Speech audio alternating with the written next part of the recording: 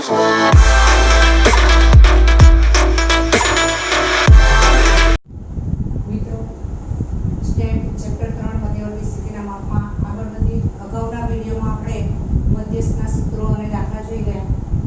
જોઈશું સ્થાનીય સરેરાશના અન્ય માપોમાં ચતુર્થકો, દશાંશકો અને શતાંશકો।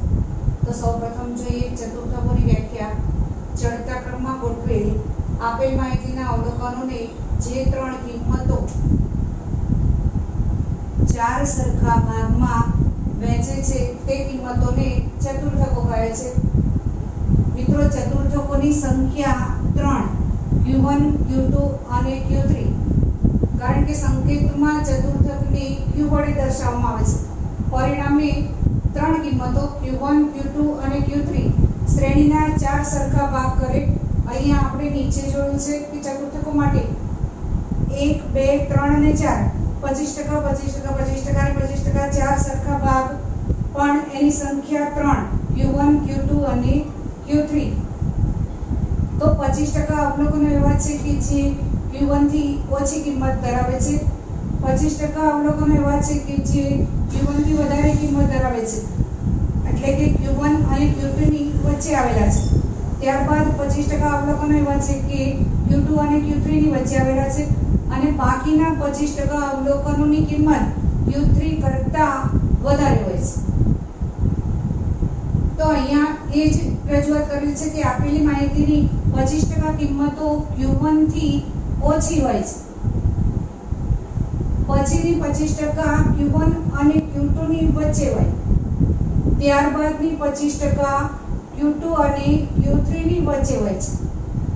આથી એમ કહી શકાય કે 50% કિંમતો 25% અને 25% એમ બંને Q1 અને Q3 ની વચ્ચે, આ બંને લઈએ તો 25% અને 25%, એટલે ટોટલ બે થઈને 50% થશે।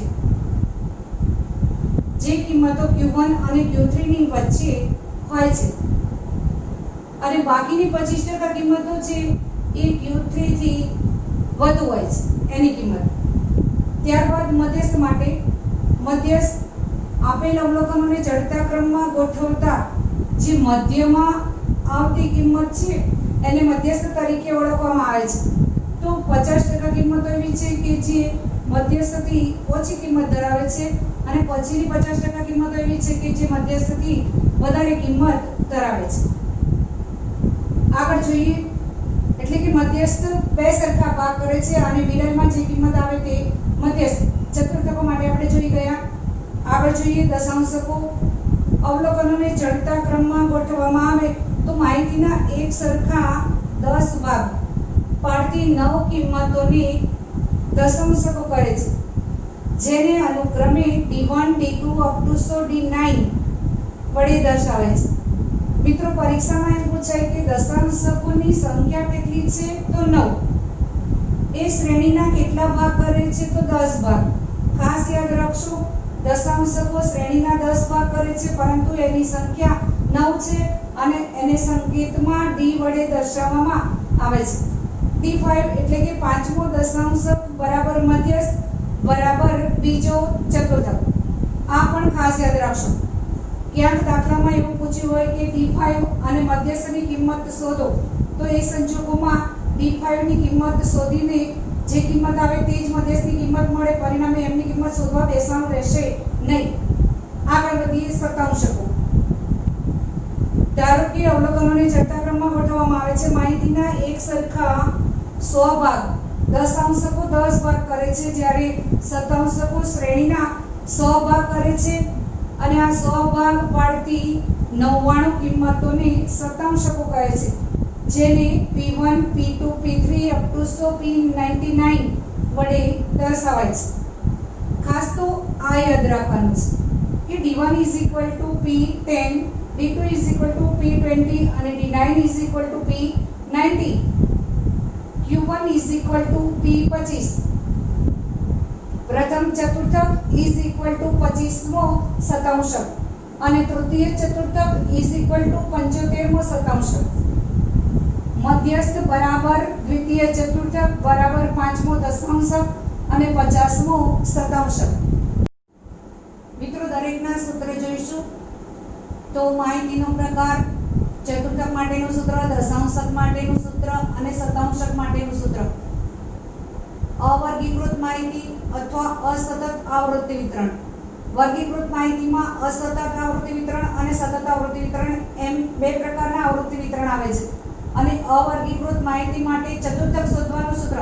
ચતુર્થકોની સંખ્યા 3 છે, પરિણામે z = 1 2 3. અહીંયા દશાંશકની સંખ્યા 9 છે, પરિણામે z = 1 2 up to 9. અને શતાંશકની સંખ્યા 99 છે, પરિણામે z = 1 2 3 up to 99. હવે ચતુર્થક અવર્ગીકૃત માહિતી આપી હોય એટલે કે માત્ર અવલોકનો આપ્યા હોય ત્યારે ચતુર્થક શોધવાનું સૂત્ર Qj = j કૌંસમાં n+1/4. ચતુર્થક છે એટલે છેદમાં 4 લઈશું, દશાંશક હોય તો છેદમાં 10 લઈશું અને શતાંશક હોય તો છેદમાં 100 લઈશું. અંશમાં જે છે એમાં કોઈ ચેન્જ આવશે નહીં. જે કૌંસમાં n+1/4 માં અવલોકનની કિંમત.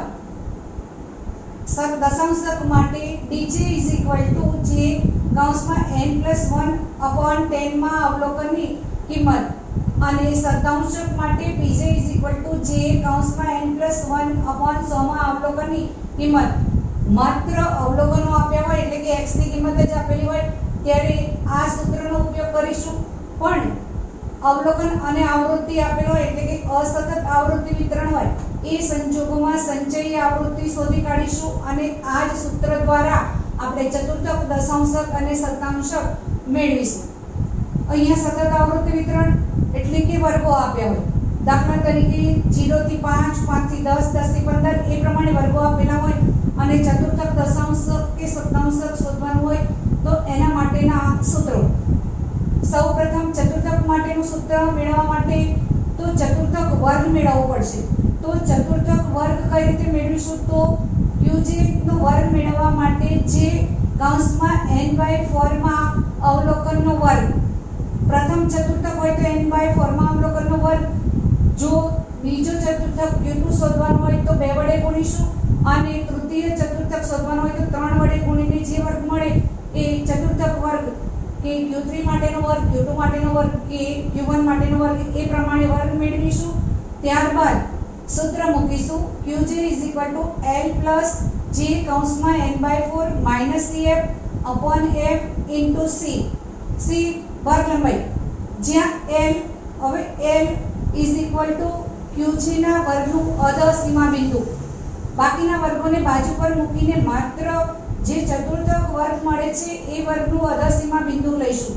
મિત્રો અહીંયા જ્યારે શ્રેણી અનિવારક હોય તો જે વર્ગ મળે એ વર્ગને નિવારક બનાવીશું અને ત્યારબાદ એનું અધસીમા બિંદુ લઈશું.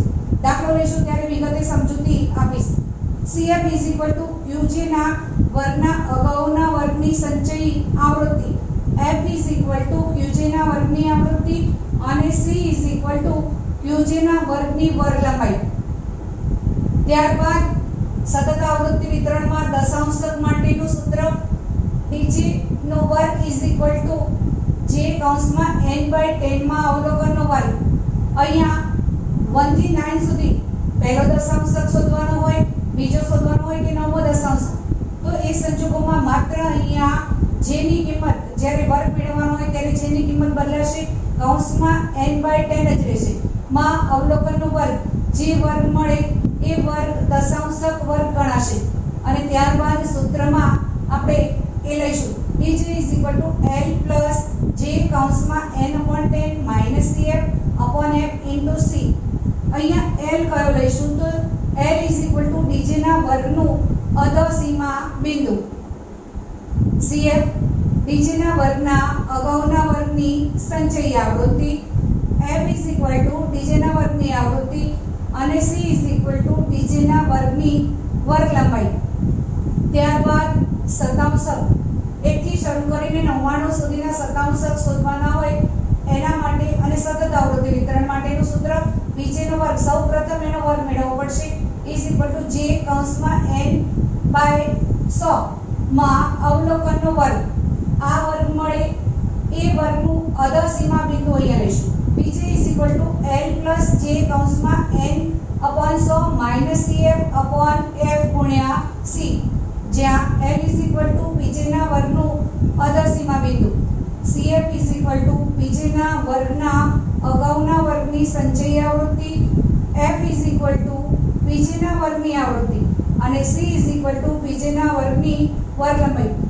ખાસ ધ્યાન રાખશો કે આ તમામે મધ્યસ્થ ચતુર્થક, દશાંશક અને શતાંશક આ શોધવાના હોય ત્યારે કોઈ પણ માહિતીના અવલોકનો આપેલા હોય તેને ચડતા ક્રમમાં ગોઠવવાના રહેશે અને સતત આવૃત્તિ વિતરણ આપ્યું હોય એમાં અનિવારક શ્રેણી આપી હોય તો માત્ર જે વર્ગ મળે એ જ વર્ગને નિવારક બનાવવાનો રહેશે. મિત્રો દાખલા લઈએ. સ્વાધ્યાય 3.4 નો પહેલો દાખલો.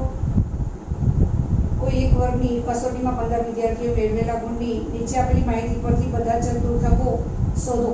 અહીંયા બધા ચતુર્થકો એટલે Q1, Q2 અને Q3 પ્રથમ, દ્વિતીય અને તૃતીય ત્રણેય ચતુર્થકો શોધવાના રહેશે. ગુણ આ પ્રમાણે છે: 8, 6, 7, 0, 2, 4, 6, 5, 5, 4, 8, 9, 3, 6 અને 7. સૌપ્રથમ તો ચતુર્થકો શોધવા માટે જે ગુણના અવલોકનો આપે છે એને ચડતા ક્રમમાં ગોઠવીશું. તો ચડતા ક્રમમાં ગોઠવતા 0, 2, 3, 4, 4, 5, 5, 6, 6, 6, 7, 7, 8, 8, 9 એ પ્રમાણે અવલોકનો ગોઠવાશે. n is equal two 15. હવે પ્રથમ ચતુર્થક શોધવા માટેનું સૂત્ર મૂકીશું. અહીંયા અવર્ગીકૃત માહિતી છે. પરિણામે પ્રથમ ચતુર્થક ઇઝ ઇક્વલ ટુ Q1 શોધવા માટેનું સૂત્ર n+1 અપોન ફોરમાં અવલોકનની કિંમત n ઇઝ ઇક્વલ ટુ 15 મૂકીશું. 15 + 1 ભાગ્યા 4 માં અવલોકનની કિંમત, 15 માં 1 ઉમેરતા 16 ભાગ્યા 4 માં અવલોકનની કિંમત ઇઝ ઇક્વલ ટુ ચોથા અવલોકનની કિંમત. અહીંયા અવલોકનો આપ્યા છે પહેલું, બીજું, ત્રીજું અને ચોથું. પરિણામે Q1 ઇઝ ઇક્વલ ટુ 4 ગુણ થશે. ત્યારબાદ દ્વિતીય ચતુર્થક એટલે કે Q2 શોધીશું. એના માટેનું સૂત્ર અહીંયા 2 આપેલ છે. પરિણામે 2 વડે ગુણીશું. n+1/4 કરતા આપણને 4 મળે છે. પરિણામે 2 ને 4 વડે ગુણીશું. પરિણામે 2 ગુણ્યા 4 માં અવલોકનની કિંમત ઇઝ ઇક્વલ ટુ 8 માં અવલોકનની કિંમત. અહીંયાથી ગણીશું 1, 2, 3, 4, 5, 6, 7 અને 8. 8 માં અવલોકનની કિંમત 6 છે. પરિણામે Q2 ઇઝ ઇક્વલ ટુ 6 ગુણ. એ જ પ્રમાણે તૃતીય ચતુર્થક Q3 ઇઝ ઇક્વલ ટુ 3. 3 કેમ મૂક્યા છે? કારણ કે તૃતીય ચતુર્થક શોધવાનો છે એટલે 3 વડે ગુણવા પડશે. 3 કૌંસમાં n+1 અપોન 4 માં અવલોકનની કિંમત ઇઝ ઇક્વલ ટુ 3 કૌંસમાં 4. n+1 અપોન 4 કરતા આપણને 4 મળે છે. પરિણામે 4 વડે એને ગુણી કાઢીશું. માં અવલોકનની કિંમત 3 ચોક 12 માં અવલોકનની કિંમત 1, 2, 3, 4, 5, 6, 7, 8, 9, 10, 11 અને 12. 12 માં અવલોકનની કિંમત 7 મળે છે. પરિણામે Q3 ઇઝ ઇક્વલ ટુ 7 ગુણ. સ્વાધ્યાય 3.4 બીજો દાખલો. એક સેલ્સમેનની છેલ્લા વર્ષમાં જુદા જુદા દિવસોમાં કરેલી મુસાફરી કિલોમીટરમાં ની માહિતી નીચેના કોષ્ટકમાં દર્શાવેલ છે. મધ્યસ્થ, તૃતીય ચતુર્થક, 8મો દશાંશક અને 62મો શતાંશક શોધો અને તેનું અર્થઘટન કરો. મુસાફરી કિલોમીટરમાં આપેલી છે અને દિવસોની સંખ્યા આપેલી છે. મુસાફરી સતત આવૃત્તિ વિતરણ છે. સૌપ્રથમ તો આપેલ આવૃત્તિ વિતરણ સતત આવૃત્તિ વિતરણ છે. કારણ કે વર્ગો આપેલા છે 0 થી 100, 100 થી 200, 200 થી 300, 300 થી 400, 400 થી 500 અને 500 થી 600. દિવસોની સંખ્યા 0 થી 6 માં 5, 18, 24, 7, 5 અને 1. આ પ્રમાણે જુદા જુદા વર્ગોમાં દિવસોની સંખ્યા આપેલી છે. બધા દિવસોનો સરવાળો કરતા આપણને n મળશે જે 60 મળે છે.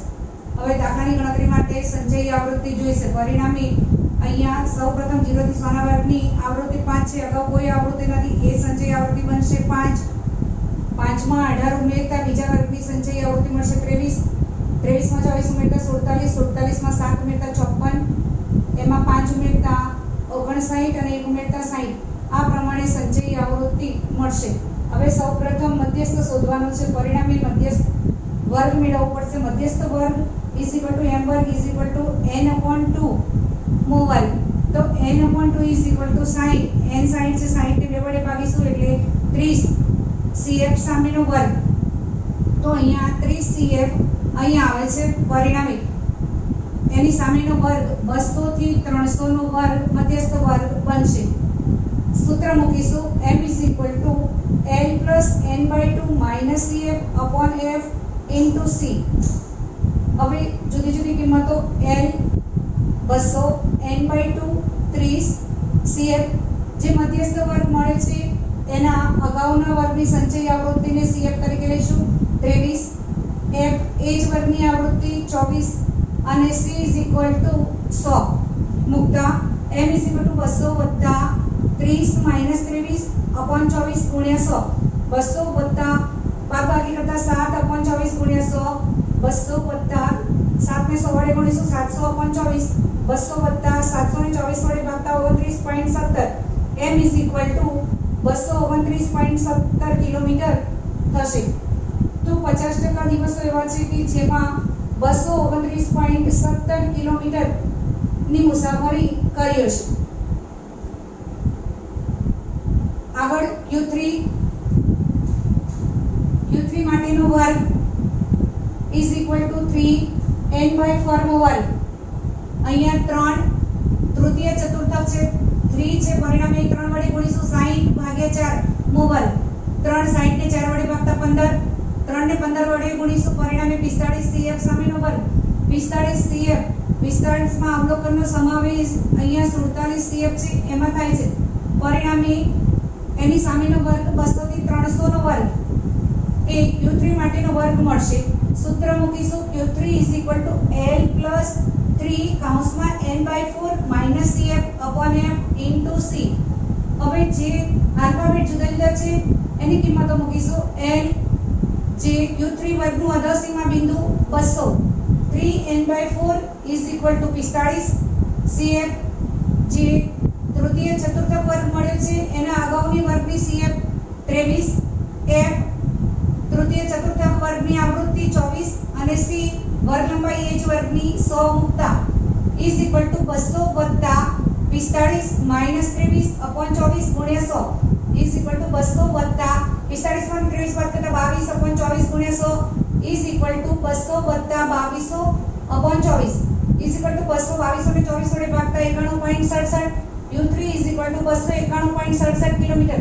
પરિણામે 75% દિવસોમાં એને 291.67 કિલોમીટરની મુસાફરી કરી હશે. ત્યારબાદ D8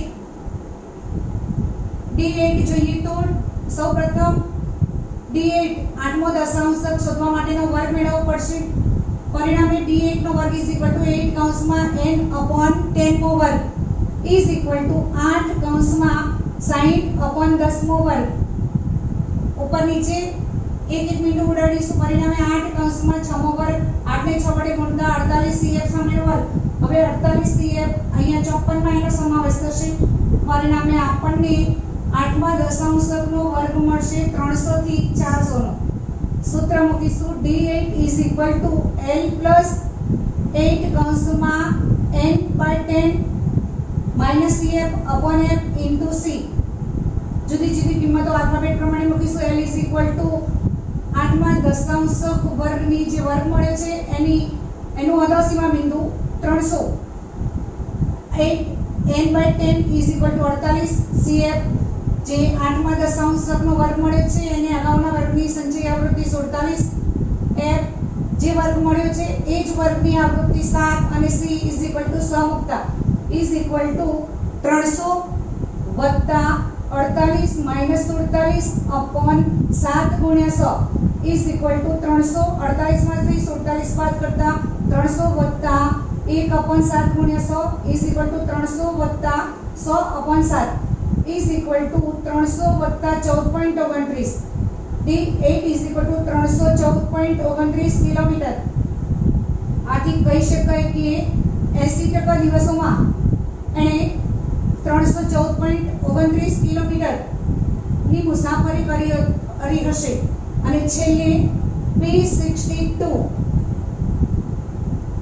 એનો વર્ગ મેળવીશું. P62 નો વર્ગ is equal to એટલે કે 62માં શતાંશકનો વર્ગ 62 કૌંસમાં n by 100 શતાંશક છે એટલે છેદમાં 100 આવશે. દશાંશક આગળ જોયો એમાં છેદમાં 10, ચતુર્થકમાં છેદમાં 4 આવશે. અહીંયા 100 નો વર્ગ 62, n ની કિંમત 60 upon 100 નો વર્ગ 62 કૌંસમાં 60 ને 100 વડે ભાગીશું એટલે 0.6 નો વર્ગ, 65 ને 0.6 વડે ગુણીશું ઇઝ ઇક્વલ ટુ 37.2 ની CF સામેનો વર્ગ. હવે 37.2 નો સમાવેશ આ 47 CF માં થાય છે. પરિણામે 200 થી 300 નો વર્ગ, 65 માં 57 નો વર્ગ 200 થી 300 નો મળશે. સૂત્ર મૂકીશું P62 is equal to L plus 62 કૌંસમાં n by 100 minus CF upon F into C. કિંમતો મૂકીશું. જે 62 માં 57 નો વર્ગ મળ્યો છે એનું અધઃસીમા બિંદુ L 262 કૌંસમાં n by 100 37.2. જે 62 માં 57 વર્ગ મળ્યો છે એના આગળના વર્ગનું સંચય આવૃત્તિ CF 23, એ જ વર્ગની આવૃત્તિ F 24 અને C 100 મુકતા is equal to 200 વત્તા 37.2 માઈનસ 23/24 ગુણ્યા 100 is equal to 200 વત્તા 14.2/24 ગુણ્યા 100 is equal to 214.2 ને 100 વડે ગુણીશું. પરિણામે 1420/24. 1420 ને 24 વડે ભાગીશું તો આપણને મળશે 59.70. 200 વત્તા 59.70 માટે P62 is equal to 259.70 kilometre. પરિણામે 62% દિવસો એવા હશે કે જેમાં સેલ્સમેને 259.70 કિલોમીટરની મુસાફરી કરી હશે. સ્વાધ્યાય 3.4 ત્રીજો દાખલો એક કોલેજમાંથી પસંદ કરેલા 80 વિદ્યાર્થીઓની ઉંમર નીચેના કોષ્ટકમાં છે. ઉંમર, વર્ષ અને વિદ્યાર્થીઓની સંખ્યા. ઉંમર વર્ષને આપણે x તરીકે દર્શાવીશું, વિદ્યાર્થીઓની સંખ્યાને f તરીકે દર્શાવીશું. 17, 18, 19, 20, 21, 22 અને 23 વર્ષ સુધી ઉંમર આપેલી છે. વિદ્યાર્થીઓની સંખ્યા 17 માં 11, 18 માં 14, 19 માં 22, 20 વર્ષમાં 15, 21 વર્ષમાં 8, 22 માં 6 અને 23 વર્ષમાં 4. ટોટલ વિદ્યાર્થીઓની સંખ્યા n is equal to 80. સંચય આવૃત્તિ મેળવીશું. અગાઉ કોઈ આવૃત્તિ નથી. પરિણામે પ્રથમ 11, 11 માં 14 ઉમેરતા 25, એ પ્રમાણે ક્રમશઃ આગળ ઉમેરતા જઈશું તો આપણને સંચય આવૃત્તિ મળશે 47, 65, 70, 76 અને 80. હવે આગળ આપણે દાખલામાં આપ્યું છે કે વિદ્યાર્થીઓની ઉંમરનો મધ્યસ્થ શોધો, ઉપરાંત ઉંમર માટે Q1, D4, P32 પણ શોધી તેનું અર્થઘટન કરો. તો અહીંયા વર્ગીકૃત માહિતી અસતત આવૃત્તિ વિતરણ છે. x અને f બંને આપેલા છે.